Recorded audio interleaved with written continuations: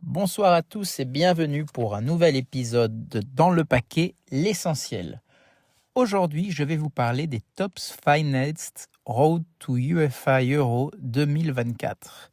Pourquoi on parle de ce produit? Parce que si vous suivez un peu sur les réseaux sociaux, les comptes hobby, les comptes breakers, vous pouvez voir que pratiquement tous les breakers ont reçu des boîtes alors que le produit n'est pas encore en vente sur le site de Topps. D'ailleurs, je pense qu'il sera en vente à partir du 24, si j'ai bien compris, le 24 mars. Et donc, plusieurs breakers vous proposent déjà des spots sur certaines équipes.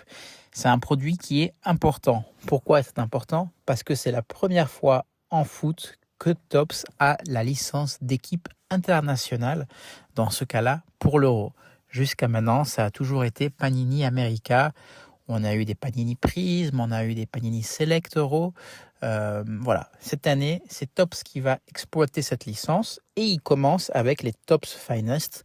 On peut espérer des Topps Chrome, on peut espérer peut-être du Topps Museum Collection. Je ne sais pas ce qui viendra ensuite, mais en tout cas, voilà, c'est... je ne sais pas si c'est une bonne ou une mauvaise nouvelle, mais c'est du changement et le changement, c'est pas mal. Alors, que dire sur les Topps Finest 2024 euros? Il y a pas mal de choses. La première chose, c'est que malheureusement, pas toutes les équipes ont la licence. C'est-à-dire que concernant l'équipe de France, par exemple, ou l'équipe d'Angleterre, vous n'aurez pas les maillots avec licence. Donc, les photos seront des photos de joueurs avec maillot blanc ou maillot bleu pour la France, par exemple, mais il n'y aura aucun logo, un peu comme fait Leaf sur ses cartes. Voilà, évidemment, pour nous Français, c'est dommage parce que on aime bien avoir des cartes licenciées. Ça a plus de valeur déjà, et dans tous les cas, c'est même plus joli. Mais c'est ainsi. Donc voilà, la plupart des équipes auront les licences, mais pas toutes. Et malheureusement, la France fait partie de ceux, avec l'Angleterre, qui n'auront pas de licence.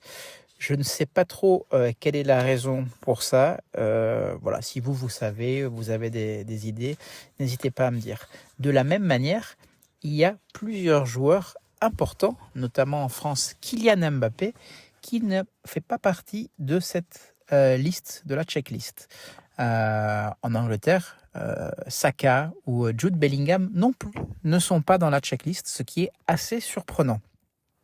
Pourquoi c'est le cas? Encore une fois, je n'en ai aucune idée.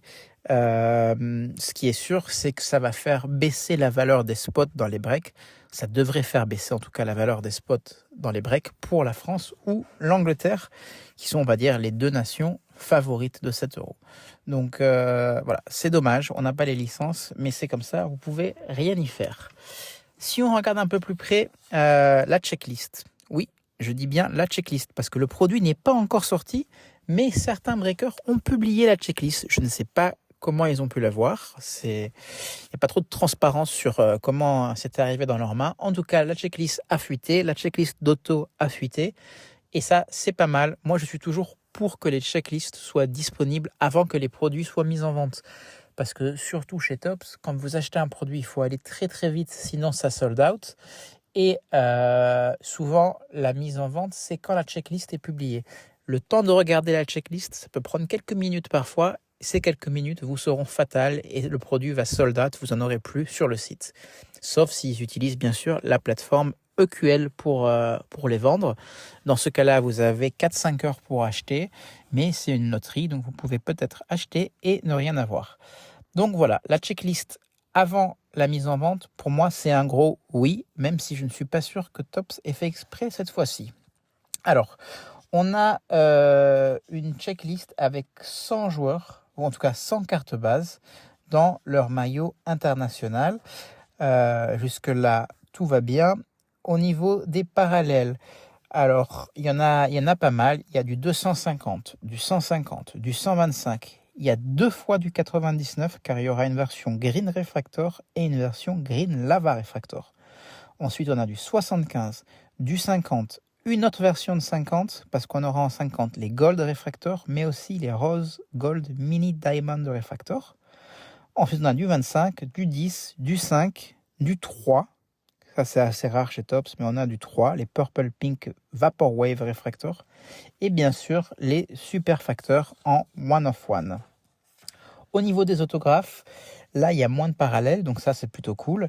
Il y a du 150, il y a les 2 x 99, du 75, du 50, 25 en 2 fois, Orange Refractors et Orange Wave Refractors, 5 en 2 fois, Red Refractors et Red Wave Refractors. Et évidemment, les super factors one of one. Le design des cartes, vous pouvez le voir alors dans la miniature de la vidéo et puis sur certains sites comme Cardboard Collection. C'est plutôt joli. Moi, Finest, j'aime bien. C'est pas mon design préféré, mais je trouve ça pas mal. Surtout les couleurs, les parallèles en couleurs sont très jolis. Les réfracteurs sont très très belles. Et surtout, ce que j'aime bien chez Finest, c'est les inserts. On va retrouver les Prized Footballers comme d'habitude. Les The Man qui sont apparus cette année, l'an dernier, pardon, pour Finest sont de nouveau là. Donc ça, c'est très joli aussi. Et puis, on va avoir les Finest Debutants, qui sont un nouvel insert avec, qui est censé, on va dire, célébrer les débuts nationaux en grande compétition pour tel ou tel joueur. Voilà, après, je ne sais pas si les joueurs qu'ils ont choisis correspondent exactement à leur national debut. Ça, c'est à vérifier parce que je pense qu'ils ont mis Ramos au Portugal en national debut, sachant qu'il a déjà fait la Coupe du Monde au Qatar. Voilà, un peu bizarre. Et il y a les Euro Masters. Ça, c'est pareil, c'est un insert qui revient. Moi, je vois surtout les The Man qui sont très très jolis. Et si vous voyez la communication et les cartes sur Cardboard Connection, ils ont notamment une Zlatan Ibrahimovic avec le maillot de la Suède en The Man. Et c'est très très beau. Maintenant, on va s'occuper de ce qui nous intéresse le plus, c'est-à-dire les autographes. Alors, les boîtes de Topps Finest sont composées en général de 2 mini-box et vous avez dans chaque mini-box un autographe. Donc ça, c'est très très sympa parce que c'est un produit qui n'est pas extrêmement cher à la base. Alors, j'ai pas les prix de ce produit-là, évidemment, mais en général, Topps Finest, c'est pas très cher. Quand je dis pas très cher, ça reste une hobby box, donc vous allez sûrement en avoir pour entre 200 et 300 euros. Mais, il y a 2 autos. Donc ça, c'est très bien. Et dans une hobby box, en moyenne, il va y avoir 2 autos, il va y avoir 2 parallèles numérotés et normalement plusieurs inserts. Donc c'est vraiment pas mal. Au niveau des... Ah bah là, je viens de regarder la date de lancement qui était prévue à la base, c'était le 22. Moi, j'ai lu des sources qui disent que c'est le 24. Bon, on va voir. Au niveau des autographes en carte base, vous allez avoir une checklist, plutôt sympa. Il y a du Arda Güler, du Cristiano Ronaldo, du Haaland, du Joao Félix, Jack Grealish, Musiala. Donc ça, c'est cool. Pour la France, il y a du Kolo Muani, il y a Openda en Belgique qui est assez sympa.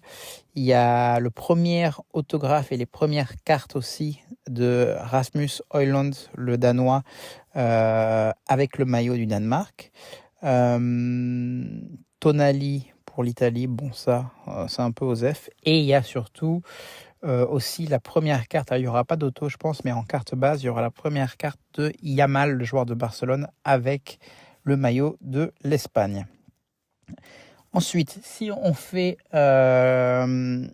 les Euromaster autographes, donc des inserts avec autographe, là on va retrouver une checklist plutôt intéressante parce que vous allez avoir du Zinedine Zidane. Donc Zinedine Zidane, on prend.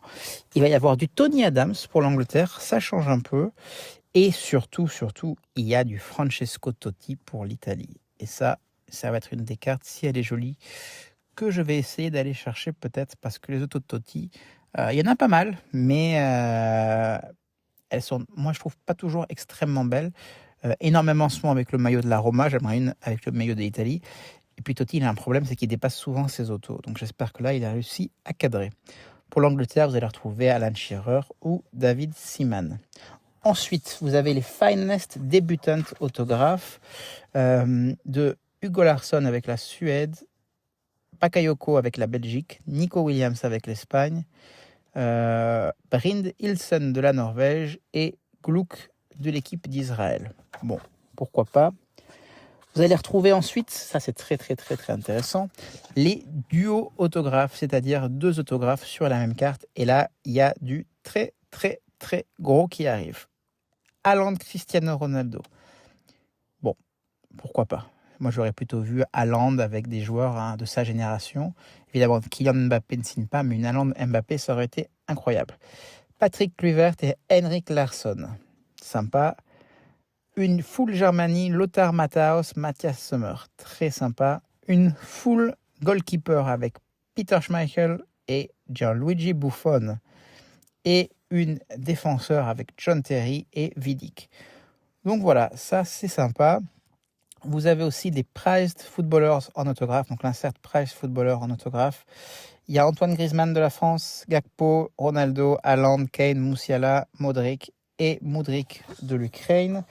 Je vois aussi Pedri de l'Espagne et Lewandowski, donc une belle checklist pour les Prized Footballers. Les autographes de l'insert The Man, il n'y en a que 4, mais elles sont pas mal. Raphaël Leao, Odegaard, Benzema et Bruno Fernandes. Donc voilà, les autographes sont assez intéressants, même si voilà, il manque Jude Bellingham, il manque Kylian Mbappé, 2 gros joueurs qui seront sûrement les 2 joueurs favoris pour le titre du meilleur joueur de cette compétition. Il faudra attendre de voir le prix des box. Pour l'instant, je ne l'ai pas encore vu. Je n'ai pas vu même en pre-sale. Mais en tout cas, voilà, cette box est sur le point d'arriver. Vous en aurez, à l'heure où vous écoutez le podcast, pour moins de 24 heures avant de les voir ouvrir en break et de les voir sûrement sur le site de Topps. Donc voilà, vous avez toutes les informations qu'il vous faut pour vous faire une décision, si ça vous tente ou si ça vous tente pas. Et moi, je vous dis à bientôt pour un nouvel épisode de Dans le paquet, l'essentiel.